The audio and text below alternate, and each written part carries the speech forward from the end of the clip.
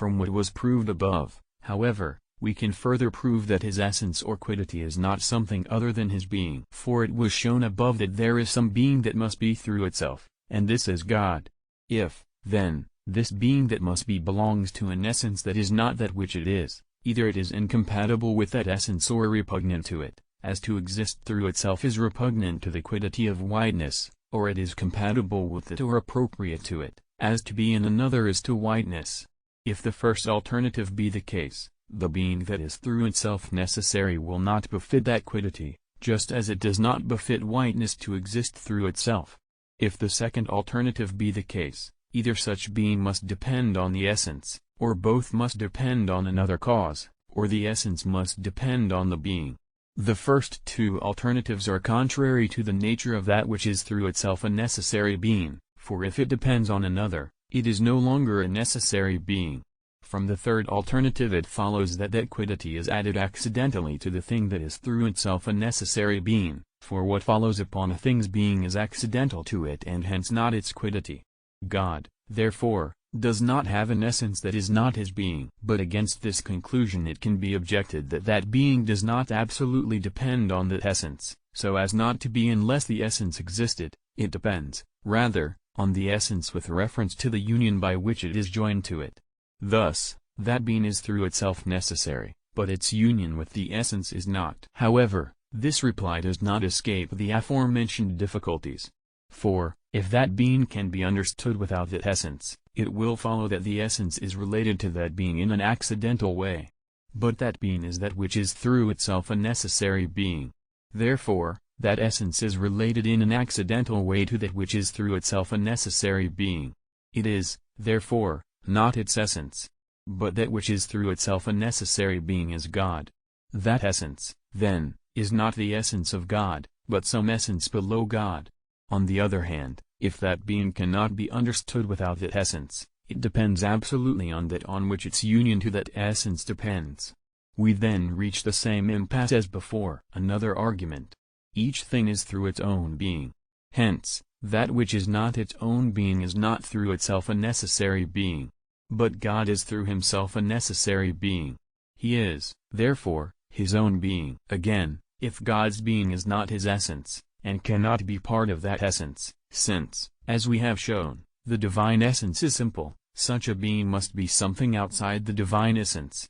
But whatever belongs to a thing and is yet not of its essence belongs to it through some cause, for, if things that are not through themselves one are joined, they must be joined through some cause. Being, therefore, belongs to that quiddity through some cause.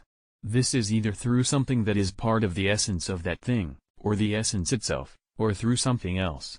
If we adopt the first alternative, and it is a fact that the essence is through that being, it follows that something is the cause of its own being. This is impossible, because, in their notions, the existence of the cause is prior to that of the effect. If, then, something were its own cause of being, it would be understood to be before it had been, which is impossible, unless we understand that something is the cause of its own being in an accidental order, which is being in an accidental way. This is not impossible. It is possible that there be an accidental being that is caused by the principles of its subject before the substantial being of its subject is understood as given. Here, however, we are speaking of substantial being, not accidental being. On the other hand, if the being belongs to the essence through some other cause, then this follows, given that what acquires its being from another cause is something caused, and is not the first cause, whereas God, as was demonstrated above, is the first cause and has no cause. The quiddity that acquires its being from another is not the quiddity of God. God's being must, therefore, be his quiddity. Being, furthermore, is the name of an act, for a thing is not said to be because it is in potency but because it is in act. Everything, however, that has an act diverse from it is related to that act as potency to act, for potency and act are said relatively to one another. If, then, the divine essence is something other than its being, the essence and the being are thereby related as potency and act. But we have shown that in God there is no potency, but that he is pure act. God's essence, therefore, is not something other than his being. Moreover, if something can exist only when several elements come together, it is composite. But no thing in which the essence is other than the being can exist unless several elements come together, namely, the essence and the being. Hence, everything in which the essence is other than the being is composite. But, as we have shown, God is not composite. Therefore, God's being is his essence. Everything, furthermore, exists because it has being. A thing whose essence is not its being, consequently, is not through its essence but by participation in something, namely, being itself. But that which is through participation in something cannot be the first being, because prior to it is the being in which it participates in order to be. But God is the first being, with nothing prior to him. His essence is, therefore, his being. This sublime truth Moses was taught by our Lord. When Moses asked our Lord, "If the children of Israel say to me, 'What is his name?' what shall I say to them?" The Lord replied, "I am Whom. You shall say to the children of Israel, 'He who is has sent me to you.'"